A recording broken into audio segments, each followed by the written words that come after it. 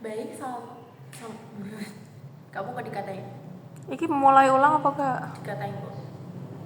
Baik, selamat siang kepada Kak Cindy. Sebelumnya terima kasih telah meluangkan waktu untuk hadir dalam wawancara hari ini. Sebelumnya perkenalkan terlebih dahulu, nama saya Yolanda Airin sebagai mahasiswa akuntansi semester 4 yang saat ini sedang melakukan penelitian mengenai eksplorasi pengalaman mahasiswa dalam menggunakan aplikasi perpajakan digital. Dan sebelumnya saya mohon izin untuk mewawancarai Kak Cindy. Apakah Kak Cindy bersedia? Bersedia. Baik, saya mohon izin untuk melakukan rekaman juga ya Kak, guna untuk melengkapi dokumentasi kita. Baik, sebelumnya mungkin saya akan memperkenankan Kak Cindy untuk memperkenalkan diri terlebih dahulu. Mungkin. Baik, sebelumnya perkenalkan, saya Cindy Karisma, saya merupakan mahasiswa semester 4 Prodi Akuntansi di FEB. Baik, sesuai informasi yang saya terima kan Kak Cindy merupakan mahasiswa semester 4 ya. Berarti sudah atau pernah menempuh mata kuliah perpajakan, apakah betul? Iya, sudah. Dan di semester ini atau semester kemarin sudah mengikuti relawan pajak ya? Iya, atau renjani? Oh iya, betul. Baik, sebelumnya mohon izin nanti apabila saya melakukan pertanyaan yang mungkin Kak Cindy tidak nyaman dalam menjawab, bisa diinformasikan kepada saya juga.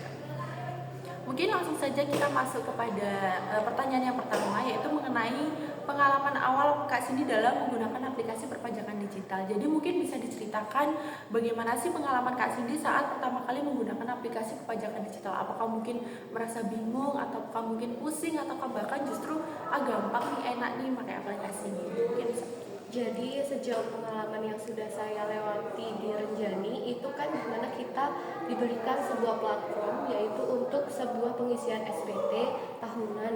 Nah di situ itu sebenarnya sebelum aku mengenal itu terdapat beberapa kesulitan. Namun setelah di situ kan juga diberikan briefing.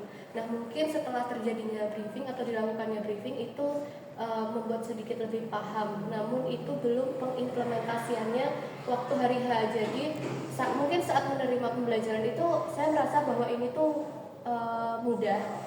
Cuman ternyata pas waktu realisasinya itu tuh saya sedikit merasa kebingungan karena terkadang di situ tuh kesulitan yang saya alami itu berbeda dengan apa yang sudah dijelaskan. oh, gitu. Berarti perasaan pertama kali saat menggunakan aplikasinya itu merasa mungkin ragu-ragu, bingung gitu ya, apalagi saat menggunakan aplikasinya gitu ya. Iya. Oke. Mungkin tadi kan sudah dijelaskan tentang kebingungannya ya. Sekarang mungkin saya mau bertanya tentang mungkin nih di aplikasi perpajakan digital tersebut ada nggak sih fitur-fitur yang menurut Kak Cindy itu paling mudah dipahami atau digunakan gitu?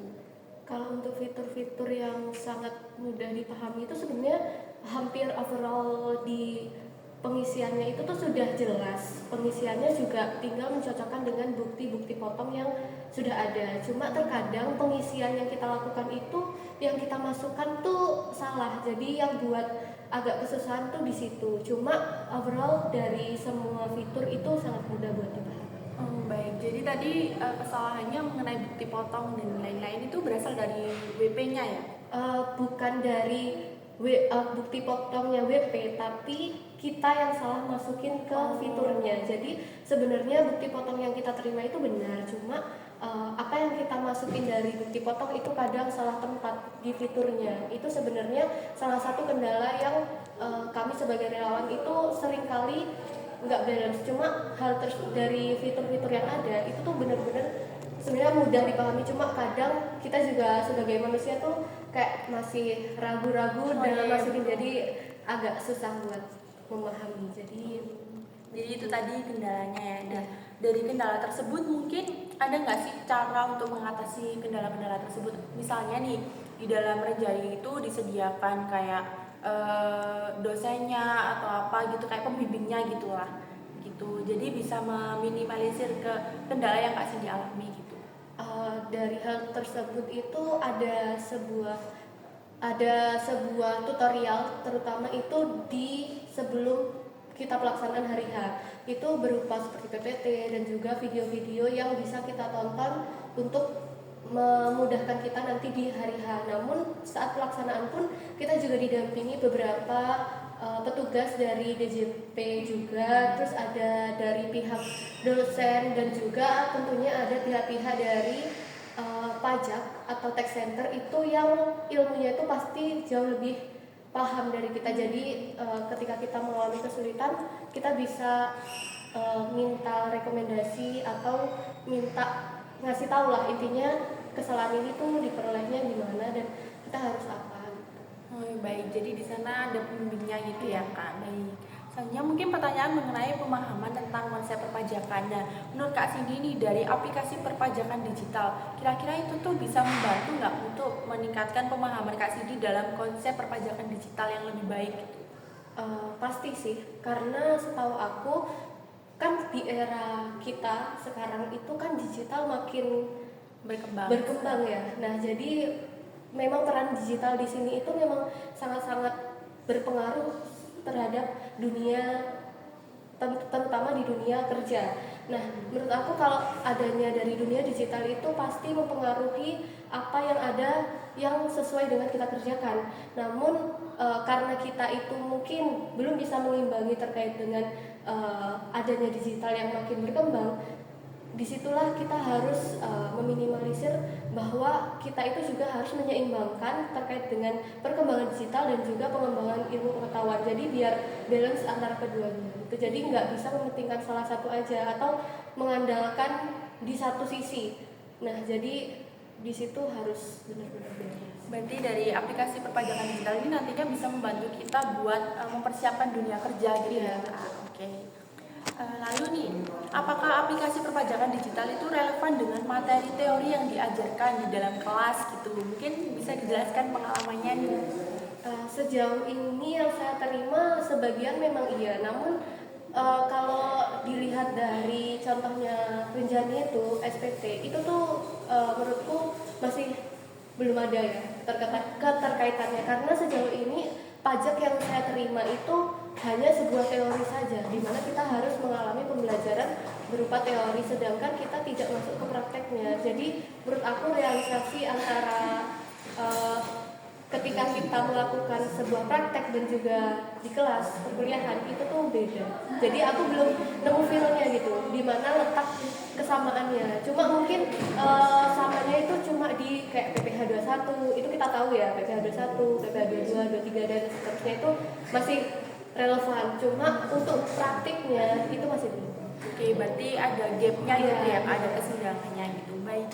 Selanjutnya nih, berkaitan dengan kurikulum kita saat kita belajar di kampus. Apakah menurut Kak Cindy, kurikulum perpajakan di kampus saat ini tuh sudah mencerminkan kebutuhan keterampilan digital di dunia kerja nih? Menurut Kak Cindy gimana? Apakah mungkin belum nih, masih kurang atau bagaimana gitu?